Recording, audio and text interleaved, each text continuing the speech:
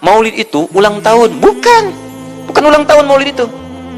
Bukan ulang tahun, bukan peringatan ulang tahun Maulid itu. Ingat baik-baik. Kalau pakai peringatan itu pakai Id. Idul Milad, ya, hari kelahiran, peringatan hari kelahiran, ulang tahun. Tapi kalau cuma Maulid itu waktu kelahirannya. Apa hukumnya hari kelahiran? Hari kelahiran gak ada hukumnya. Yang melekat hukum itu bagaimana menyikapi hari kelahiran itu. Itu poinnya. Paham ya? Ketika ada perbuatan melekat kepadanya, maka di situ ada hukum. Maulud itu bayinya berarti nabinya. Apa hukum Maulud? Apa hukumnya nabi? Nabi yang lahir gak ada hukumnya. Jadi kalau Anda menolak Maulud dengan pengertian seperti ini, maka Anda keluar dari Islam.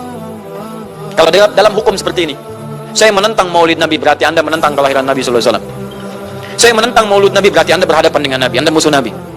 Jadi kalau Anda dimaksudkan dengan kata Maulud dan Maulid, Anda tidak bisa menentangnya, bisanya menerima. Saya menerima. Kenapa? Karena dalam pengertian bahasa, Maulid itu artinya waktu kelahiran. Maulud artinya nabinya. Bagaimana menyikapi Maulid dan Maulud itu? Saya tahu nabinya dilahirkan, nabinya sudah ada. Jelas ya? Maka kemudian saya pun tahu waktu kelahirannya. Bagaimana kemudian menyikapi itu semua? Maka Masya Allah, Quran surah ke-11 tadi, 10 tadi, Yunus, ayat 57 sampai 58. Kalau sampai kemudian ke 58-nya, falyafrahu. Gembira antum. Gembira, bahagia, silahkan. Ya, maksud tidak gembira? Nabi Isa gembira, kita tidak gembira. Ya, Nabi Ibrahim gembira, kita tidak gembira. Nabi yang tidak melihatnya gembira. Masa kita yang mendapatkan bagian Nabi tidak gembira? Jelas ya? Nabi yang mengharapkan hadir saat kedatangannya gembira. Kita yang mendapatkan kedatangan beliau walaupun tak mampu melihatnya, dan kita menjadi umatnya, masih tidak gembira? Umat dulu bukan bagian umat Nabi Muhammad, karena Nabi Muhammad tidak hadir di zamannya. Gembira dengan berita kedatangan Nabi Muhammad, padahal nabinya belum datang. Masa kita yang jadi umatnya, yang nabinya telah kemudian kita dapati walaupun tidak melihatnya, masa kita tidak ikutan gembira? Maka pertama kita mesti gembira. Maka yang kedua, bagaimana mengekspresikan kegembiraan itu?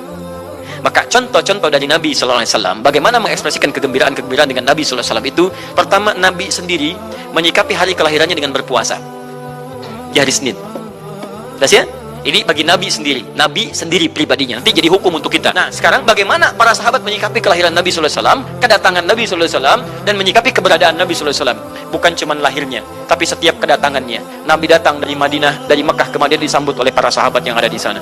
Nabi datang dengan perang Tabuk, dari perang Tabuk disambut oleh para sahabat di sana. Tala al-badru alaina min thaniyatil wada'i wajib syukru alaina mada'alillahi da'i. Masya Allah, disambut dengan madid. Bukti kesenangan mereka kepada Nabi Sallallahu Alaihi Wasallam. Ada yang memuji Nabi Sallallahu Alaihi Wasallam seperti Hasan bin Thabit, buat puisi-puisi memuji Nabi. Seperti Zuhair bin Abi Salma, tadinya musuh Nabi, begitu masuk Islam memuji Nabi Sallallahu Alaihi Wasallam. Ada yang lagi kemudian menghormati Nabi dengan kedatangannya, dengan mengikuti Nabi kemanapun. Nabi mencontohkan, amalkan. Nabi mengajarkan, ikuti. Masya Allah. Begitu Nabi meninggal, diabadikanlah kemudian nilai-nilai penghormatan itu. Ada yang menulis sejarah tentang Nabi.